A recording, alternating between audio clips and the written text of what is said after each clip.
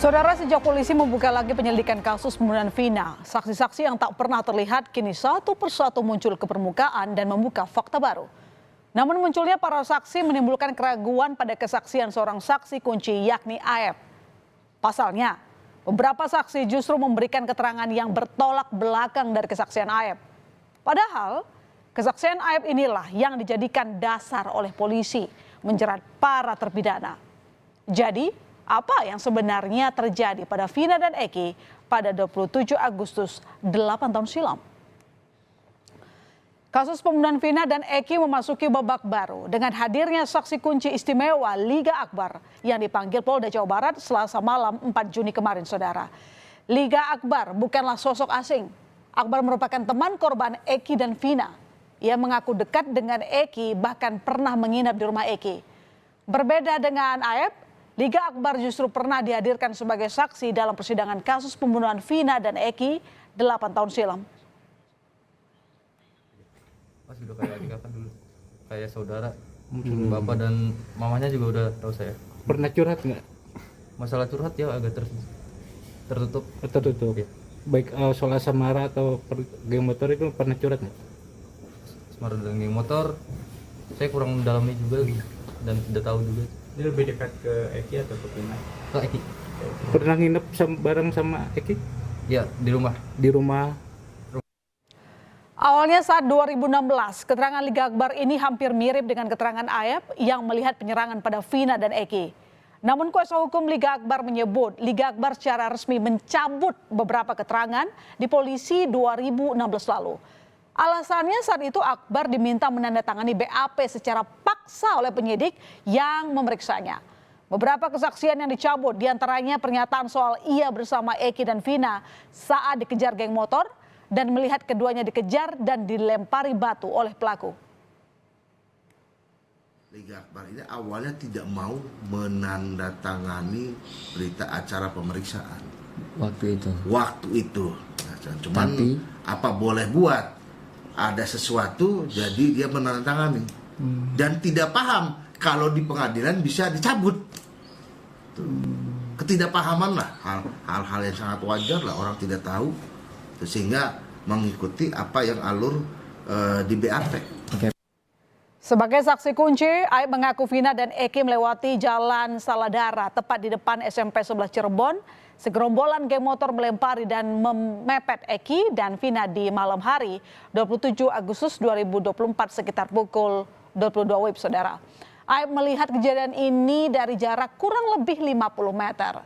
Tepatnya dari warung kopi dan fotokopi.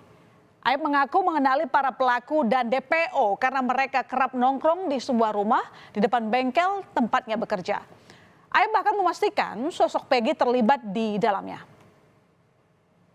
Saya lagi di warung, terus ada pengendara motor yang berpakai seragam yang bertulisan XTC itu lewat, terus langsung dilempari batu.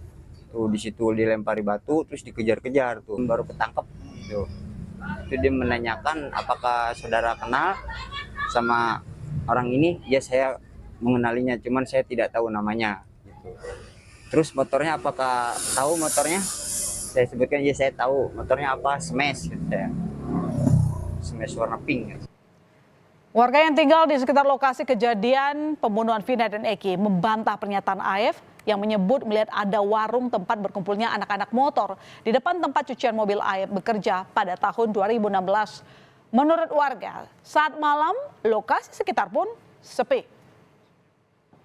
Warungnya yang sebelah mana? Karena saya juga perokok aktif. Itu tuh kalau malam saya nyari rokok juga agak susah. Warungnya sampingnya SMP 11 katanya, di sampingnya. Nggak ada. Ada kalau lihat di map di 2015 itu ada warung deso apa gitu tuh di depannya. Itu nggak ada.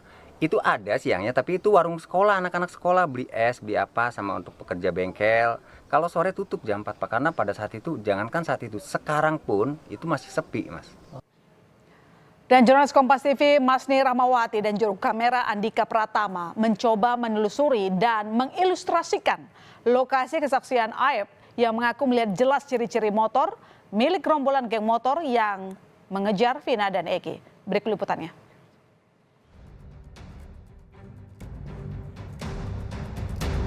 Pernyataan Aep yang mengaku melihat Vina dan Eki dikejar sekelompok orang dengan motor dari sebuah warung di dekat tempatnya bekerja menjadi awal penelusuran kami. Kami menelusuri warung yang dimaksud oleh Aep di sekitar Jalan Saladara, Cirebon.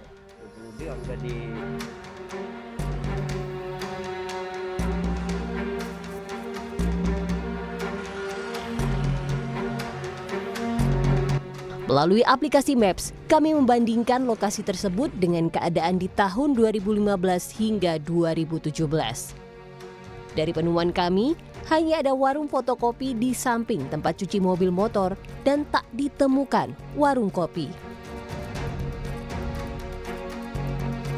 Hal ini diperkuat dengan pernyataan pemilik warung di sekitar lokasi kesaksian Aep yang menyebutkan tak ada warung kopi yang berdekatan dengan warung fotokopi di tahun tersebut. Bahkan saat malam hari, daerah ini minim penerangan. Kalau warung kopi di sini di mana paling dekat? Nggak ada. Nggak ada. Ada juga di sana di dekat lampu merah itu yang punya Madura. Jauh. Jauh. Ada berapa meter ke sini? 200-300 meter? 200-an kalau nggak salah, dari sini lampu merah paling juga 200. 200 ya. Nggak jauh. Nah, kalau misalnya tuh kalau di sini warung-warungnya itu buka sampai jam berapa sih, Bu? Jam sore, nggak ada yang sampai malam. Untuk memastikan kesaksian Aep dan Deden, kami kembali melakukan penelusuran pada malam hari. Kita melihat ke sebelah sana, saudara. Kita lihat hanya ada satu penerangan, hanya ada satu lampu penerangan di sana.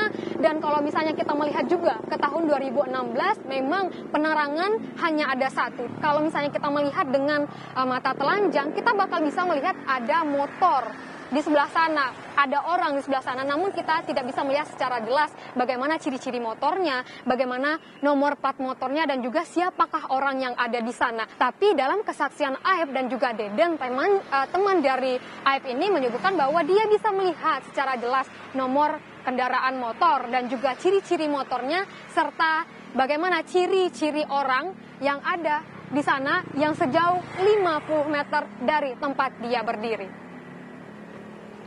Ya, keterangan Aep sebagai saksi kunci yang bertolak belakang dengan saksi lain, bahkan berbeda dengan fakta di lapangan, memunculkan keraguan. Apakah kronologi versi Aep yang menjadi dasar polisi menjerat para terpidana benar-benar terjadi? Mantan Kabarreskrim Komjen Purnawirawan Susno Duaji menyebut kesaksian Aep ini tak bisa dipercaya begitu saja, lantaran banyak kejanggalan. Menurut Susno, hal ini justru akan berbahaya jika polisi menggunakan keterangan Aep begitu saja tanpa analisis lebih lanjut.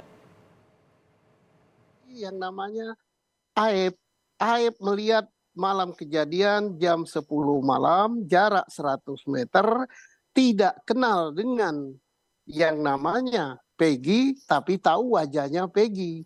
Dari segi peristiwa dan apa yang diucapkan, dan apalagi malam itu gelap dan hujan, sudah pasti Aep ini bohong. Ini bahaya sekali kalau berkas yang maju ke pengadilan, yang disidangkan, yang diputus sampai dengan hukuman seumur hidup adalah berkas berdasarkan rekonstruksi cara berpikirnya Aep. Polri pun menyatakan membuka diri jika ada bukti dan laporan baru dari masyarakat. Bahkan Polda Jabar membuka layanan hotline untuk penanganan kasus Eki dan juga Vina. Polri juga masih membuka kesempatan jika ada laporan masyarakat terkait dua nama yang pernah disebut sebagai DPO dengan disertai alat bukti sebagai penunjang proses penyidikan. Ada informasi, ada alat bukti yang lain yang bisa membuat lebih terang benderang dalam kasus ini, mohon disampaikan. Itu artinya bahwa kita membuka diri apabila memang ada informasi dan alat bukti lain yang bisa diberikan kepada kepolisian sebagai informasi tambahan untuk mengungkap kasus ini. Ya, dengan kemunculan saksi-saksi baru, harapannya benang khusus kasus pembunuhan Vina selama 8 tahun dapat segera terurai. Dan fakta-fakta yang dulu tersamarkan dapat terungkap secara transparan untuk keadilan bagi keluarga korban.